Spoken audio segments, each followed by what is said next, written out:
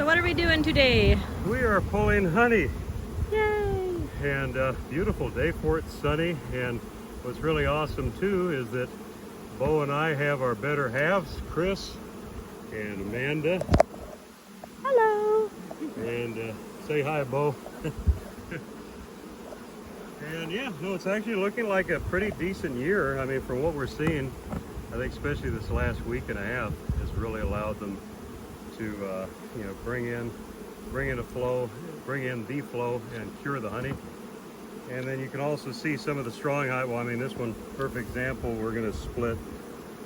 And what we're doing is, while we're driving the bees down with the butyric acid, we're just going to keep driving them down to so they're one deep, and then put the excluder on, and then put this back on.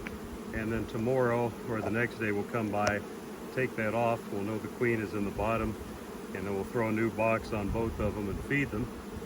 And yeah, make some increase as well. Make some splits, so, yeah, going into winter. But anyways, so that's kind of the. Chris, any questions come to your mind? Someone watching this that might wonder. So like right now I'm watching. Is this because I know there was some honeycomb on here, but you say to watch for balling because sometimes it's the queen, and this is the one, isn't it? The one on top that we just birthed the virgin queen. Yeah, and so you can see it is comb, but if you have a pile of bees like that and you're curious, you can just touch them. Okay. And just see.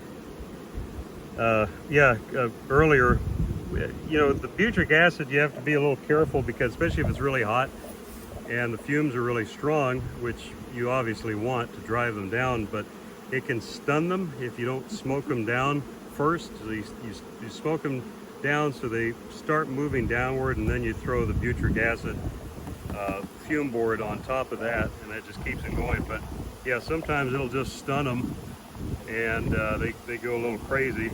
I guess they get high, actually. And I've never asked them whether they appreciate it or not. They don't seem too upset. So what's this other hack that we have as beekeepers? We got these cool rubber gloves. It just keeps the propolis off. I mean, they can still sting you through it, but I've also found, though, that when I use these, even when they're aggressive, they have a reluctance to sting through this. I don't know why. They must just not like the texture of it, but mostly just to keep the propolis off your hands. While still being able to manage like and pull your nitrile gloves or latex gloves. Exactly. And these are full, and thank God they're heavy. Oh, that's looking. So are we putting good. this on there to drive those down, correct? I believe so, yes. So Kevin, we're now putting this on that one to drive them down to the other box. Yep. Okay. Well, actually, we can. For the split. For the camera, excluder. we can do that. All right. And that's that. That'll be an impressive See you one. in a little to bit. go down. All right, here we go. Yeah. So anyway, so we have the fume board. You can see driven the bees out. That's that one that you and I were just talking about that was full. Great stick. What we can do is just set that on its side and throw the excluder down. And it's okay even with all that build up on top, it'll allow it to set properly. Oh yeah.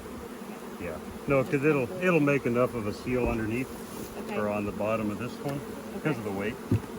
And there. And so we'll come back in a day or two and just take that off. We know the queen is down here, and take this one off, give it a new queen. Dun, dun, Bada dun. bing, bada boom, as my Italian heritage would say. If I